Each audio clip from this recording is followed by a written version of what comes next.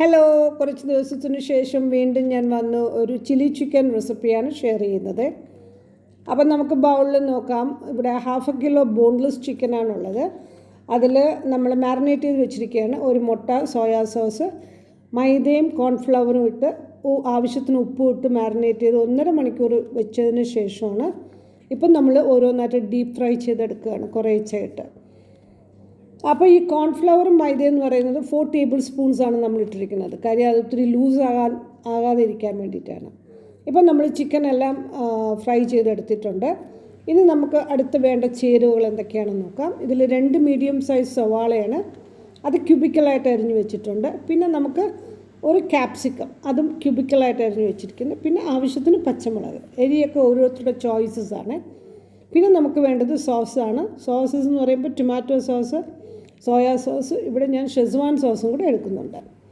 അപ്പം നമ്മളിവിടെ പാനിൽ വെജിറ്റബിൾ ഓയിൽ ഒഴിച്ചിട്ട് പച്ചമുളക് ആദ്യമായിട്ട് അത് വഴറ്റിയതിന് ശേഷമാണ് ഒരു ടേബിൾ സ്പൂൺ സോയാ സോസ് ഒഴിച്ചിട്ടുണ്ടായിരുന്നു. അത് നന്നായിട്ട് വഴറ്റിയതിന് ശേഷം 1 ടേബിൾ സ്പൂണാണ് സോയാ സോസ് ഒഴിച്ചതിന് ശേഷം ഇപ്പം നമ്മൾ സവാളയും കൂടെ ഇട്ട് വഴറ്റുകയാണ്. ഇത് നന്നായിട്ടൊന്ന് ഇതിൻ്റെ റോ ഫ്ലേവർ മാറുമ്പോൾ നമുക്ക് പിന്നെ ക്യാപ്സിക്കം, ഒരു ക്യാപ്സിക്കമാണ്, അതും ആഡ് ചെയ്യണം. അത് നന്നായിട്ട് നമുക്ക് സോട്ട് ചെയ്തതിന് ശേഷം ഉപ്പിടണം. ഉപ്പിട്ടിട്ട് പിന്നെ ഇതിന് വേണ്ട സോസസാണ്, ടൊമാറ്റോ സോസാണ് നമ്മൾ കൂടുതലും ഒഴിക്കുന്നത്. കൂടുതലെന്ന് വെച്ചാൽ ഓവറാകാൻ പാടില്ല. അത് ഒഴിച്ച് അതിൻ്റെ പാകത്തിന് നമുക്ക് ഒന്ന് അതിൻ്റെ ഒരു ടേസ്റ്റ് ഫ്ലേവർ കിട്ടാൻ വേണ്ടിയിട്ടാണ്. അപ്പം പിന്നെ നമ്മൾ റെസ്റ്റോറൻറ്റിൽ നിന്നൊക്കെ വാങ്ങുമ്പോൾ കാണുന്നില്ല, സോസിൽ മുങ്ങിക്കിടക്കുകയാണ് ഇതൊക്കെ. അപ്പം ആദ്യം കുറച്ച് സോസ് ഒഴിച്ചിട്ട് നമുക്കിതിനെ വഴറ്റിയെടുക്കാം. അപ്പം ഇതിന് ശരിക്കും വേറെയും വെജിറ്റബിൾസ് വേണമെങ്കിൽ ഇതിന് ആപ്റ്റായിട്ടുള്ള വെജിറ്റബിൾസ് നിങ്ങൾക്ക് ആഡ് ചെയ്യാം. ക്യാരറ്റ് നല്ലതാണ്.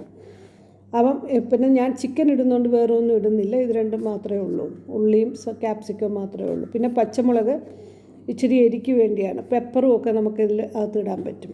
അപ്പം ഇനിയിപ്പോൾ ഇതിൽ നമ്മൾ സോസൊക്കെ ഒഴിച്ചു. ഇനിയിപ്പോൾ ഒരു ഷെസ്വാൻ സോസ് ഞാൻ പറഞ്ഞല്ലോ, ഫ്ലേവറിന് വേണ്ടി ഞാൻ അതും കൂടെ ആഡ് ചെയ്യണം.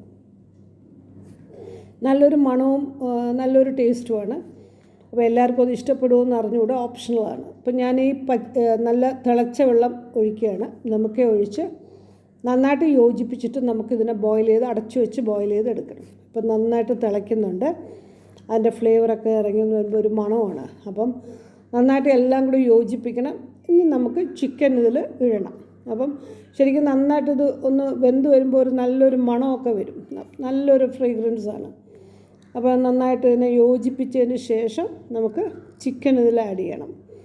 അപ്പം ശരിക്കും ഞാൻ ഒരു ഗ്യാപ്പ് എടുത്തു. ഞാൻ ഇടയ്ക്കൊന്ന് പറയുകയാണ്, കുറേ വീഡിയോസ് ഇടാൻ കുറേ 2 ആഴ്ചയായി. ഇച്ചിരി ജോലി തിരക്ക് കൊണ്ടാണ് വീഡിയോസൊക്കെ അപ്ലോഡ് ചെയ്യാത്തത്. ശരിക്കും വീണ്ടും ബാക്ക് ടു നോർമൽ ആകുന്നുണ്ട്. കുറച്ച് വീഡിയോസൊക്കെ ഉണ്ട്. പോരാത്തതിന് കുറച്ച് ഹെൽത്ത് ടിപ്സും കൂടിയുണ്ട്, അത് ഞാൻ അപ്ലോഡ് ചെയ്യുന്നുണ്ട്. ചില ആൾക്കാർ പിന്നെ താങ്ക് യു ഫോർ 25K ഒക്കെ ആയിട്ടുണ്ട് ചില വീഡിയോസ്, അതിൻ്റെ വ്യൂസ്. അപ്പോൾ ഇപ്പം നമ്മളിതിലോട്ട് കോൺഫ്ലവറാണ് ആഡ് ചെയ്തത്.